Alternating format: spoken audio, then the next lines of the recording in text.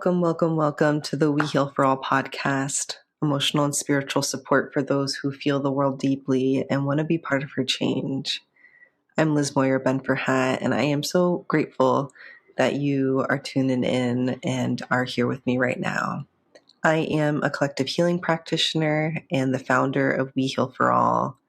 And with nearly 20 years of experience in the sustainable development field in my pocket, I can say with certainty that I know how much heart goes into caring about our world. And that's why in these episodes and in the work that I do more generally, I help people understand the emotional toll or emotional impact that comes with caring about the world, both for your own health and well-being and your own healing, and then also so that you can more meaningfully show up and be part of this time of change. In today's episode, I dive into the topic of not knowing and how not knowing is a hallmark feature of the times that we live in. How our fast-paced, ever-changing world can leave so many of us internally scrambled, right? And without stable footing, it can make us feel like we're falling behind or doing something wrong, so we sideline ourselves. But contrary to what our expert-loving culture might make you think, not knowing is an honest and intelligent response to what's going on these days. It doesn't disqualify you from participating. It means that you actually already are. This theme here of not knowing is what I will be spending all my time on this month. So whether you join me here on this podcast, in my Substack, on YouTube, I'm going to be going into all things not knowing. And so next week through my Substack, I'll be sharing a guided meditation practice for those who are looking to explore their experiences of not knowing in their mind and body. And that's part of my paid subscription. And then the week after that, I'll be getting together with a dear friend, an awesome friend, to go deeper on this topic and really dive into more of the nuts and bolts and nitty-gritty nature of it. So if you'd like those directly in your inbox, you can subscribe to my Substack. And then if you are looking for community space for your particular flavor and set of experiences with being internally scrambled these days, I have a collective healing circle coming up. Donation-based. It's on Sunday, April 19th at 6:30 p.m. Eastern.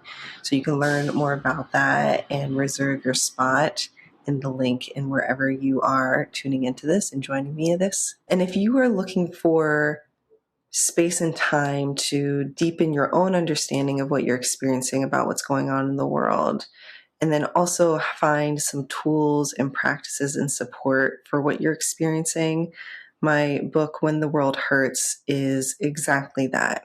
It is a workshop in a book that has reflection prompts. It is spacious and it is full of a lot of awesome stories and tidbits on making sense of these times that we're living in and what you're feeling with it. So without further ado, let's dive in.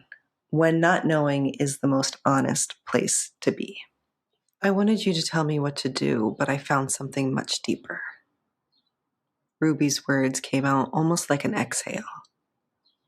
She said them as she was leaving the final session of my Circle series for white women who are processing the injustice of racism. This was 2021 in the rolling aftermath of George Floyd's murder. Ruby, an art teacher, had had her world turned upside down when she first really opened her eyes to the reality of racism.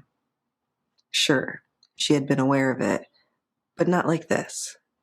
She felt a moral imperative to do something, to show up, get involved, be on the right side of things, but didn't know how. Sure, she read the books and followed the accounts, put up the black square and donated, but the intensity of it all flooded her. Her worldview was totally turned sideways, and the risk of potential harm from doing or saying the wrong thing stopped her in her tracks. She came into my Circle series wanting answers. She was understandably confused, looking outside of herself for someone, anyone, to tell her what to do. Maybe you can relate. Whether it's the systemic nature of racism dawning on you for the first time, or looking at what's going on in Iran, in the Middle East, and seeing things from a new angle. Or maybe it's feeling the plight of certain Trump voters, understanding new dimensions of their stories for the first time that makes you see political dynamics in a new way. When we open our eyes to new things that are going on in the world, or understand a nuance and layer of complexity to a familiar one, our inner worlds get shaken up. Our sense of self, view of the world, and place in it can get jumbled. And with that jumbledness comes a whole host of very normal, complicated feelings. This can leave a lot of us stuck. Stuck because we think we don't know enough to participate, such as Ruby's case, or stuck because what we're seeing shakes the foundational ground we've been standing on, and we get scared about what that means. Ruby had always cared about others, but didn't have much experience with social justice. All of this was new to her in a way that left her full of self-doubt. She was called to dive in. Everything in her heart was telling her to. But instead she thought she didn't know enough, wasn't articulate enough, wasn't sure enough in order to belong, and so she pulled back. Low-grade guilt gnawed at her inner walls. You're not doing enough. And ultimately this cycle, this push and this pull, left her fed up and burnt out. And then for others of us, those of us who have been in the game for a bit, who have been politically engaged, have been tapped in, there can be another kind of stuckness. One that comes from not knowing where you stand anymore. You hear something or see something that doesn't neatly fit, and therefore your world rocks in a way that leaves you unsure about what's beneath you. Just thinking about these experiences makes me take a deep breath. It makes a lot of sense, and is something I see all the time. People whose inner worlds have been scrambled by what they're seeing out in the world, and who don't know what to do with it. The scramble leaves them deeply confused and in pain, and so they draw back. And I get why. We live in a culture that loves experts and certainty, clear stances, hot takes, quick moral sorting. We like to know who's right, who's wrong, who's in, who's out, what the solution is. We like the relief of knowing. And this relief of knowing isn't just intellectual comfort. It's social comfort. Knowing where you stand means you know where you belong. You know who the good guys are and who the bad ones are. Therefore, you align yourself with the good ones. You are a good one. You understand yourself to be that way anyways. We don't just cling to certainty because it feels good to be right, although, of course, that's nice. We cling to it because it tells us who our people are. And equally importantly, it tells us who we are in the world. Our sense of self is shaped by where we stand. And in our highly tribalized political world, that sense of self and belonging can get rocked when new information comes in that doesn't neatly fit. But the reality is that in a world like ours, that isn't just crumbling at the seams, but is breaking down from the inside out for something new to come through, those kind of clear lines, tidy corners, and definitive knowing just aren't available to us. Things are changing quickly. Social realities are shifting. Old norms are falling away. Issues are layered. Information moves fast, and new perspectives emerge all the time. What felt obvious a year ago may feel incomplete now. The right action in one moment needs revising the next. We don't know where we're going as a world because so much of what it's been built on is in flux, including our worldviews. So when you feel like you don't know what to think, when the ground beneath you won't stay still long enough for you to get your footing, that's not you falling behind or doing something wrong. That's you being honest about what's actually happening and present to your lived experience within it. Not knowing is a hallmark feature of paying attention these days. Instead of it being something that disqualifies you from participating, it means that you actually already are, even if you don't know what that means for you. It is an honest and intelligent response to the world these days, this not knowing. The invitation then just becomes figuring out what to do with it.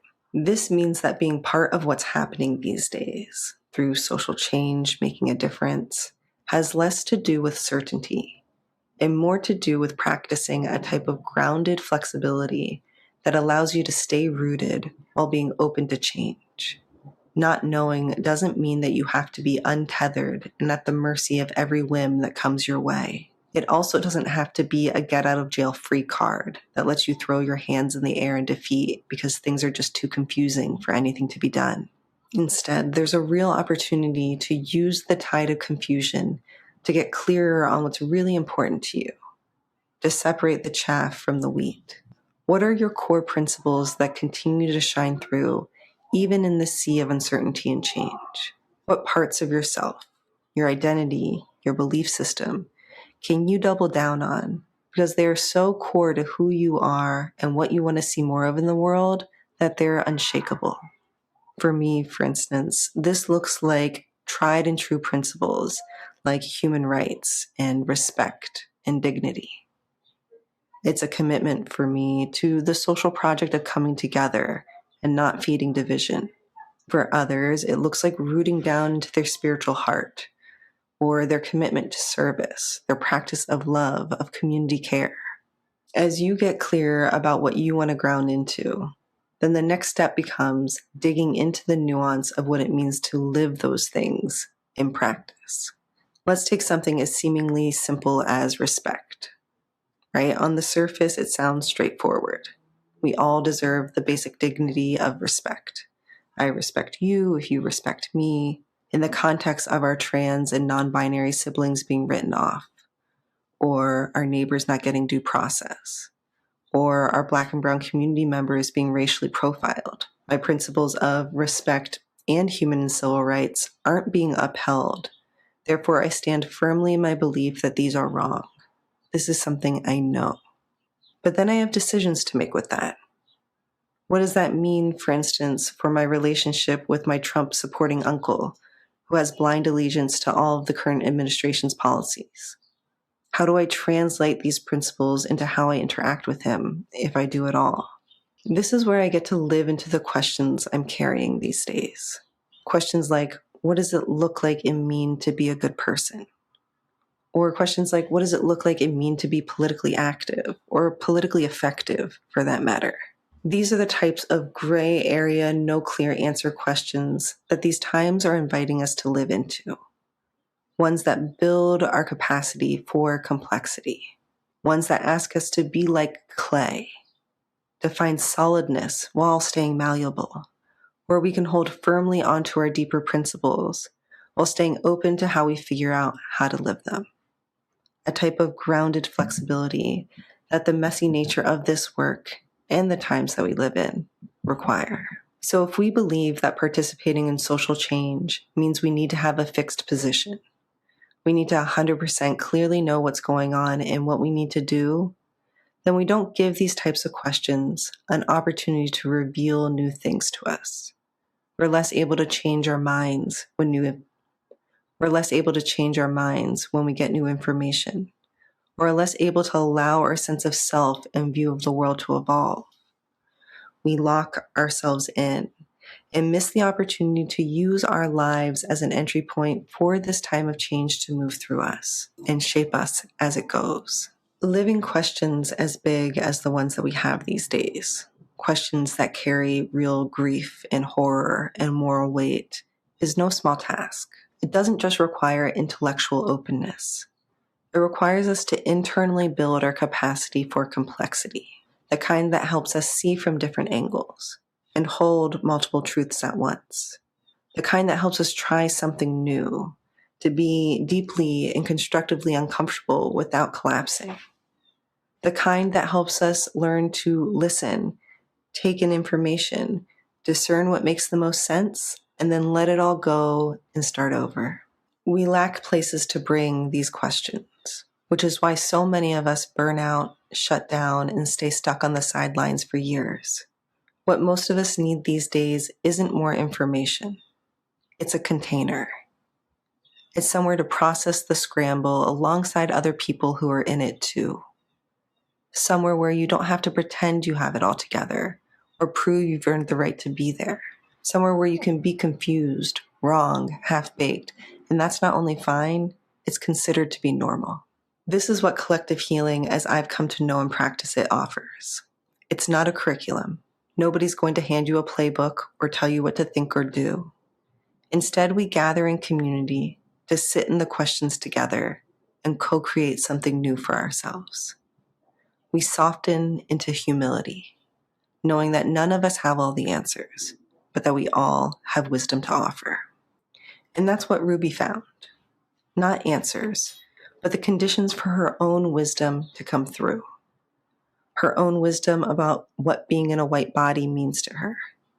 Her own wisdom about her role as a teacher, neighbor, friend, what that looks like these days. Even her own wisdom about what she's still unsure about when it comes to the anti-racism rhetoric, what she's not 100% sold on. Because that's what healing does. It doesn't hand us solutions or promise us a specific outcome. It creates the conditions for wisdom to come through. It offers us a place to bring our uncertainty so we can let it teach us. It provides us a type of safety that says, you make sense. What you're experiencing makes sense. And even in the murkiest of confusion, there are gems hidden inside what you feel that are ready to come out. Ruby didn't leave Circle with a list of actions. She left with something harder to name and more durable. She left with a way to be in relationship with the world as it keeps changing, and a trust in her own capacity to change with it. If you've been on the sidelines because you think you don't know enough, or have been quietly holding questions that you're afraid to say out loud, I want to lovingly leave you with this. Not knowing is one of the most honest places you can be right now. You don't need to know in the way that you might think.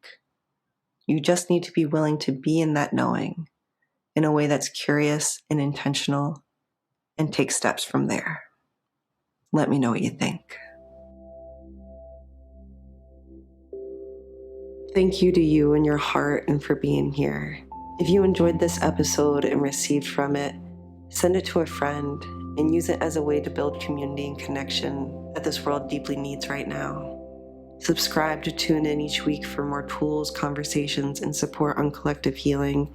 And check out my latest book, When the World Hurts, upcoming circles, and online courses to go deeper. Sending you love from the Bronx. Take care.